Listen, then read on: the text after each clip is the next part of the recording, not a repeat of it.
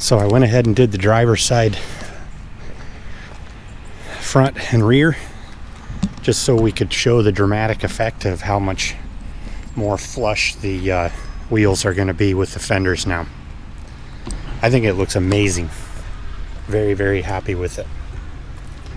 I'll see. The sun's not in the best position, but hopefully it'll translate when we look at the right side.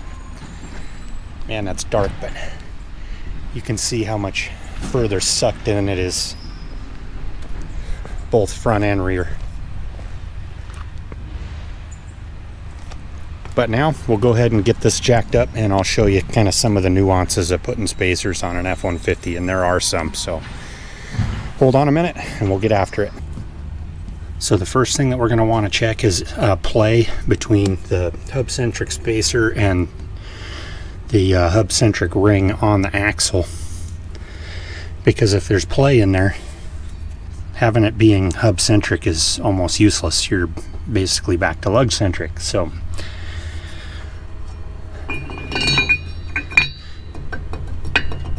this one just rattles a little bit. So now what I'm going to do,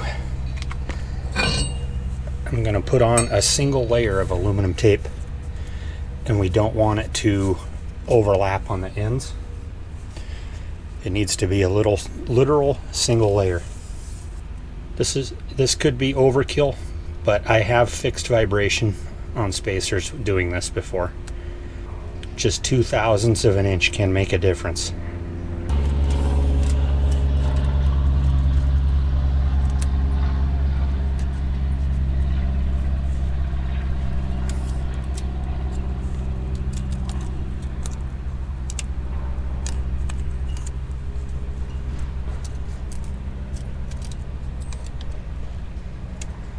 Want to keep it pulled as tight as you can.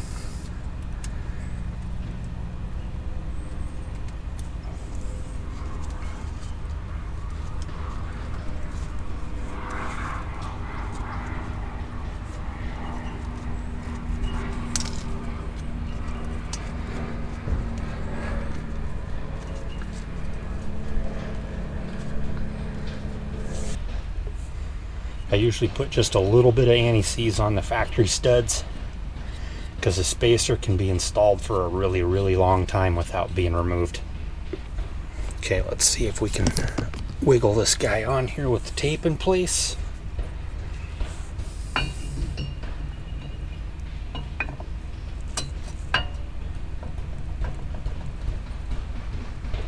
Okay, I like that. I think I'm going to leave that single layer alone.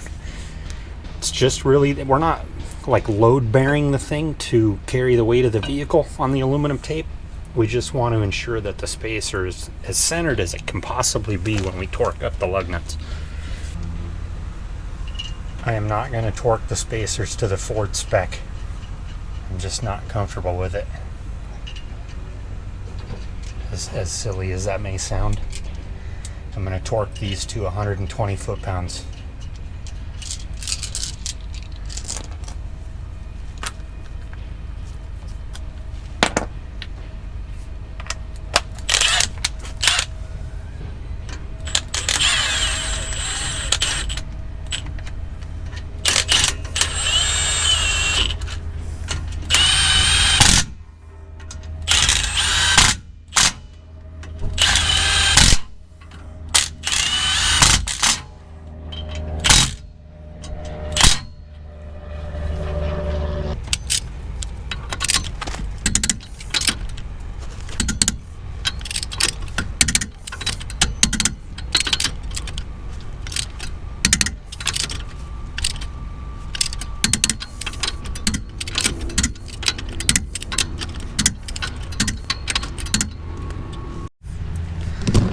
So our next topic of discussion on putting the spacers on is,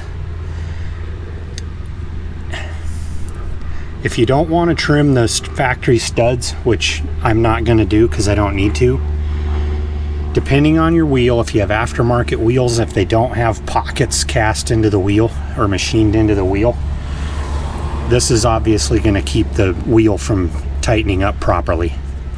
If this factory stud hits the back side of the wheel, there is a high probability that you're going to have a failure and your wheel's going to come off. So do your homework on that.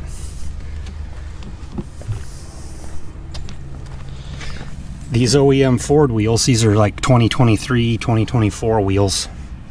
They have pockets cast into them in between the stud holes, but they still hit the studs. So I had to take a die grinder and just kind of scallop this out a little bit to ensure that this wheel could sit down flat. I verified that by taking a feeler gauge and actually checking the wheel onto the spacer and make sure that it's completely flat when torqued. These factory wheels fit so tight onto the aftermarket hub centric right here that I'm actually having to draw the wheel onto the spacer. That's totally fine. That's actually a good thing. And I did verify that I could take the lugs back off, the nuts back off, and yank the wheel off the spacer. It wasn't going to get stuck on there. I don't normally anti-seize these because I am rotating my tires all the time, and they just don't get stuck around here. As many of you know, anti-seize is really messy.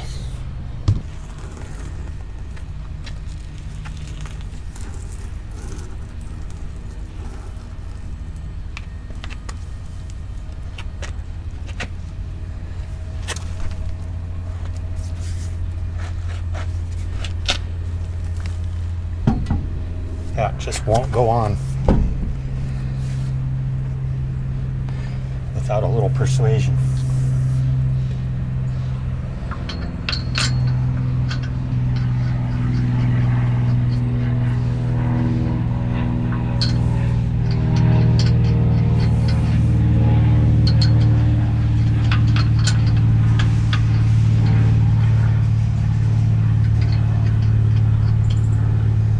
I torqued my F150 lug nuts to 120 foot-pounds as well. Never in my life had one come loose.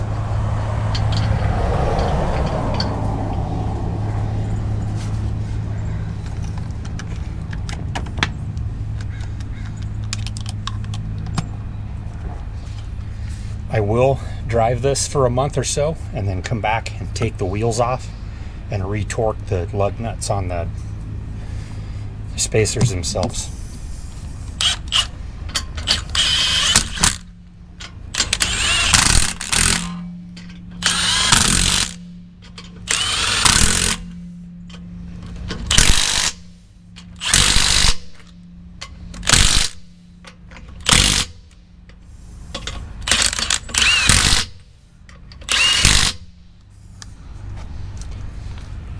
Believe it or not, those are too tight.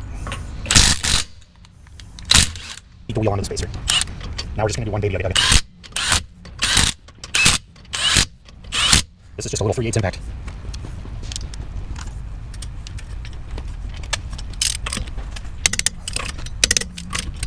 Barely moving, but it's moving. That one's probably a little too tight.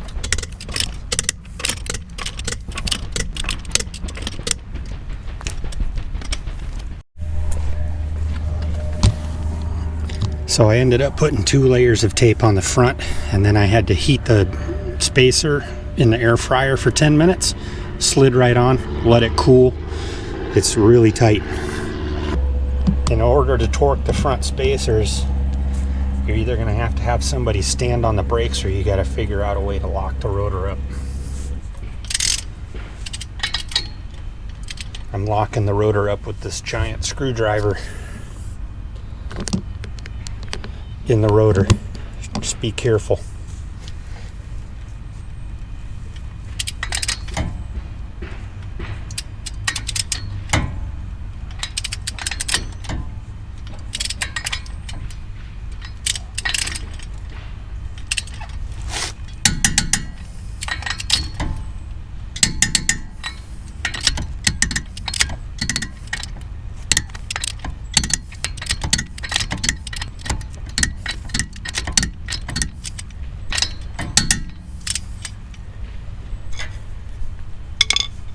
Okay, we're ready to put the wheel back on.